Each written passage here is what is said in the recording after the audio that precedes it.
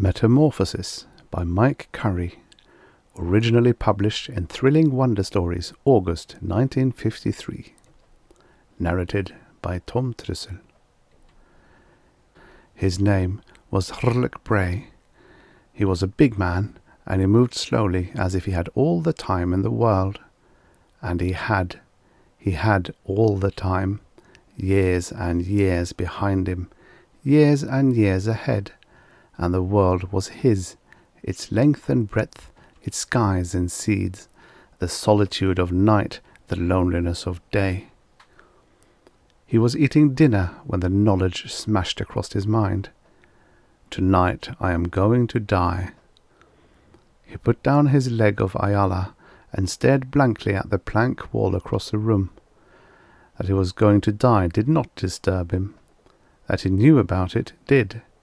It was not whimsy that had crossed his mind. He was not given to idle speculation. It was as if a sense of precognition had suddenly developed in his intellect. It was a strange, irrevocable certainty. His gaze fell upon the half-eaten leg of Ayala, and he shrugged. A crime to let it go to waste, impending death or not. He picked it up, moved his jaw slowly around the bone. So I'm going to die. Tomorrow I'll be free. Then his eyes hardened and his teeth tore savagely at the last bite of meat. I haven't evolved. Moving slowly because the pains had been with him all day. He called them pains because there seemed no better word. He washed off the table and went out to the front porch of his small farmhouse on Ophiuchus 6 to sit in the twilight and smoke his pipe. He was a man of 50 earth years, whom age had weathered and work had bent, and the strongest thing about him was his will.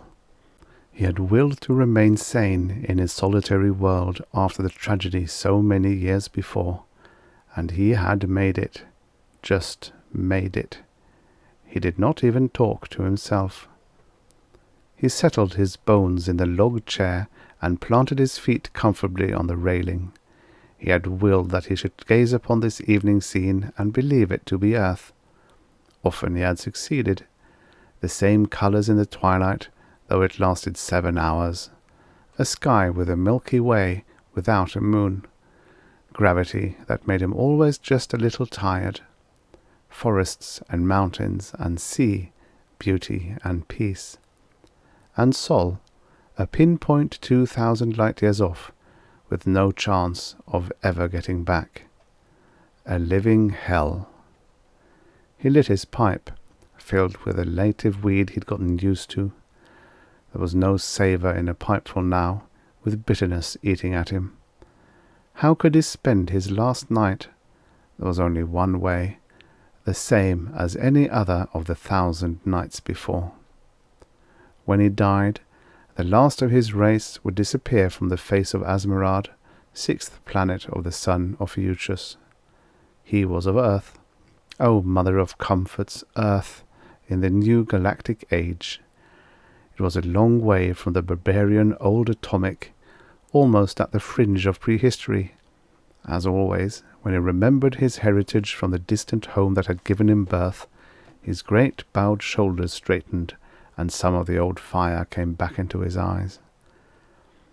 Though he did not often allow himself to think of the past, his thoughts went back, how many years ago, Earth time, to the day of triumph when Bray's ship had put down a mile away by the shore of a salt sea.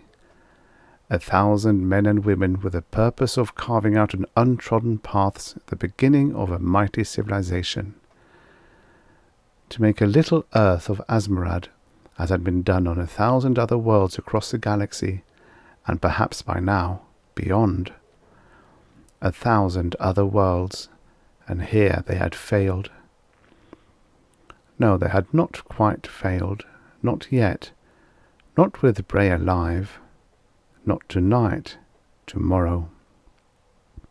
Suddenly restless, he rose painfully and walked down the gravel path to his flower garden. He gazed at the brilliant, multicoloured web things native to the region, but the sight for once gave him no pleasure. The restlessness grew stronger. It became an urgency, at once compelling and disturbing. Urgency to do something before he died, something as important as drawing his next breath.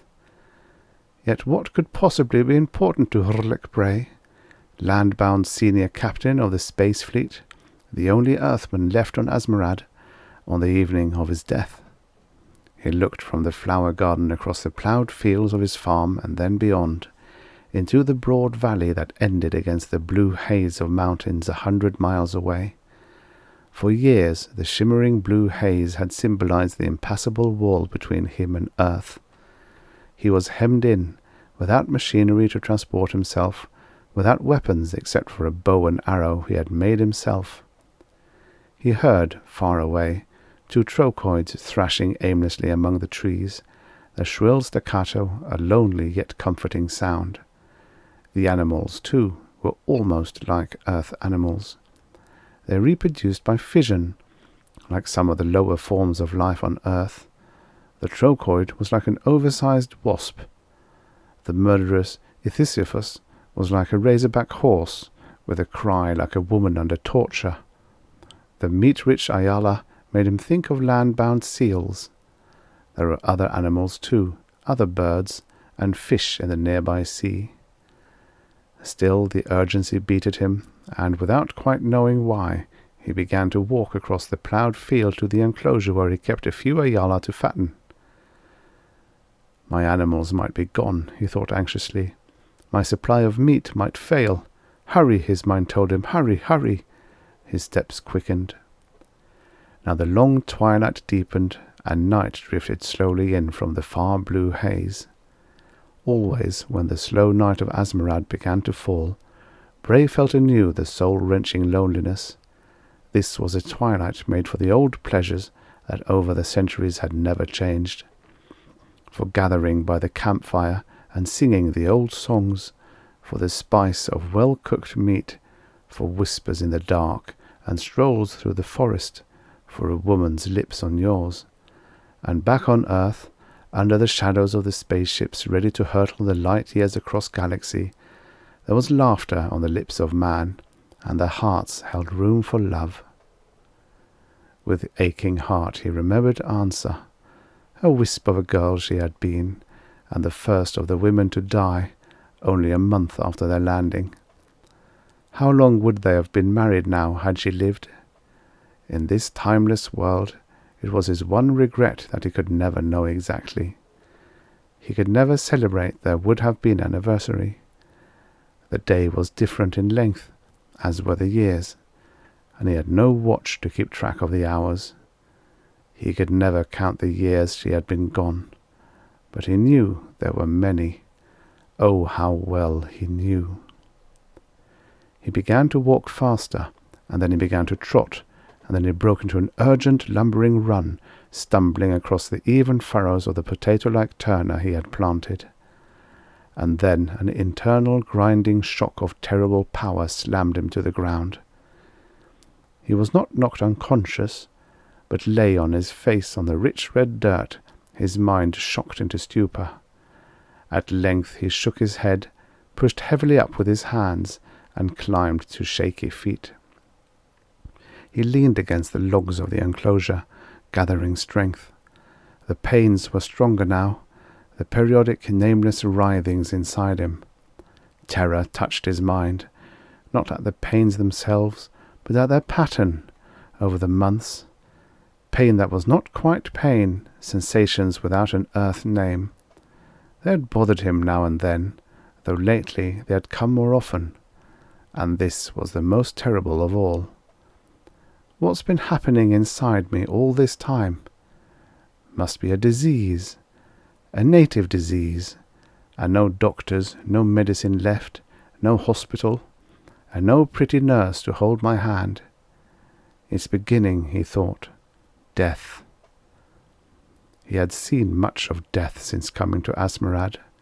Too much. First he had seen the babies born dead, the babies conceived on the way. No woman ever became pregnant on Asmarad. Nobody ever knew why. And then he had seen all the women die, sudden deaths, painless and unexplained. The doctors could only suggest that the female physiology, complex and delicate as it was, could not adapt even to the slight changes on Asmarad. But the doctors never really knew. Their purpose on Asmarad defeated, the men planned to return to Earth, and then Bray had seen the atomic explosion that had wrecked the ship and the entire community, killing them all but Bray. And no ship was due from Earth for 100 years. My own death, Bray thought dully, wiping sweat from his face, will be different, not silent and painless and mercifully quick. He heard screaming in the distance, and his blood chilled. The Ithisiphus were near. Perhaps they would approach this farm. He would be ready if they did. Feeling stronger now, he walked to the gate to enter the enclosure. The gate was open. At first shock caught his breath, but upon examining the gate, he saw the latch had broken. He looked sharply into the enclosure for his 6 Ayala. He counted only 5. One had wandered off. No, there, far inside the enclosure. 2 intermediate-sized Ayala, fissioned from the body of the other adult, were flopping about in the tall grass. He grunted with satisfaction. If the others had wandered off, it would be days before he could find them to catch others. He whistled, and the 5 adults shambled over on nimble fins. He knew he must slaughter some of them. He picked the 3 fattest. What instinct led me over here? How could I possibly have known my meat supply might be lost? Followed by the docile Ayala, he hurried back to his farmhouse, herded them inside, and closed the door. His bow and arrow would be a match for the Ithisiphus, but some instinct told him he needed even more protection. From the adjacent woodshed he got tools in lengths of stout planking, and spent half an hour carefully barricading the windows. I'd never done that in years. Why now, when I'm going to die? Finished nailing crisscross planking of the 2 windows, he tested the barricade thoroughly for strength. Satisfied, he slaughtered the Ayala, cut up their meat, and packed it in the brine vat. Enough for a month. But why did I slaughter them now? And why 3? Why not more? Or less? The screaming sounded again, still far across the valley. He knew he must lay in more food. He had meat now, but his stock of Turner was low. There were 5 hours of twilight left, time enough to fill his bin. He was busy for 3 hours, digging Turner, though 3 times more he was knocked flat by the terrible shocks, and the pains were with him all the time. His hands had begun to shake, and his eyes would blur and dim, and he would have to rest a moment before he could see clearly again. He had begun to feel weaker. He knew the end was not far off. As he worked, his mind wandered back again to his years with the space fleet, to the other planets he'd seen where Earthmen had been able to evolve. An old word, evolution, but in the new galactic age, a new meaning. On Earth, it had taken 1 billion years for the human body to evolve into that of an intelligent biped. Now, on some of the more alien planets which imposed severe conditions on the preservation of human life, it took surprisingly less time to evolve in order to meet these conditions. An adaptability existed in the genes that had not been known before. Until it was discovered, colonization had been restricted to a handful of planets whose conditions were nearly identical to Earth's. But the discovery of the faculty of adaptable evolution had opened 1,000 worlds to Earthmen. It took centuries on some planets to evolve, slowly and painfully, and with suitable protective measures, only decades on others. It made Bray proud. Proud that the human body was capable of so much. Proud that the inheritors of the galaxy were not the Lilithii from the Ridge, or the degenerated mutations from the Hercules cluster, but Earthmen. Like those Earthmen on Thor of Beta Centaurus, whose lungs had evolved for breathing a methane atmosphere, like those on Remus or Sirius, whose lobster-like bodies had evolved to withstand temperatures which reached 600, like those on Betelgeuse 30, too far out from its sun for heat and light, whose eyes had atrophied over the generations and now were removed like appendices used to be removed on Earth, and whose perceptions had evolved to meet the new conditions. Or on Jupiter of the sun Deneb, where Earthmen's digestive systems had evolved to eating the metallic lichens adhering to rocks, the only native form of life. There were 1 billion Earthmen now on barren Jupiter, and only one on Asmarad. Why didn't we evolve before we died? But even if we could, it would have been too late. There were no women. Without a woman, his race must perish. He finished putting up his supplies and went back to the front porch to wait for the death that stalked him. He relit his pipe, his mind refreshed, the sense of urgency almost gone. But suddenly fires seared his body, and he slumped back in his chair until the racking spasm passed. Wings whirred past the porch, and the screech of a trochoid beat at his ears. He watched the furry creature land at the base of a tree in front of his farmhouse. It waddled awkwardly toward a hole Bray had not noticed before, dragging in its creepers a length of Flocko's weed, its staple diet. The bird must have been boring out the hole the past several days. As Bray watched, the bird began to close the hole in the tree from inside, with chunks of bark and dirt and moss, cemented with secretion. Now it was black night at last, and the trochoid was for the moment silent inside its tree, and Bray felt the wall of silence pressing in upon him. Answer, he thought dimly, if only we had died together. New shocks erupted inside his body, and a scream tore from his throat. A new urgency made him scramble inside the farmhouse, where he just had time to close the door and slip planks into stays made for that purpose before he fell writhing to the floor. There came a moment of peace between the shocks. I was thinking of Ansa when it struck. Ansa? My wife. Funny, I can't seem to think. Must be in a daze. I remember Ansa all right. What was Ansa, anyhow? I know a woman. They look like Earthmen, bipeds. I think they have intellects. Must be non-human, like the Lilithae. From the tree outside he heard the trochoid's muffled screeches. He knew it was the standard routine of the asexual bird for fissioning. When an old trochoid's instinct told it that it was about to die, it found a breeding place safe from the Ithisippos, supplied it with food, barricaded itself inside, and then fissioned into 2 nearly grown, mindless trochoids. The food and the protection afforded by their parents would keep the trochoids alive till instinct took hold, and they could break free into the world outside. Bray forgot about the trochoid as his neck suddenly snapped, and it became impossible to breathe, and he felt his body being rent asunder as if something were trying to tear its way out of him.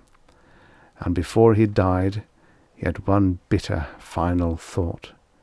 I deserve to die. On Asmarad, we never evolved. And after he died, the 2 naked humanoid creatures sprang to their feet to stare mindlessly at one another.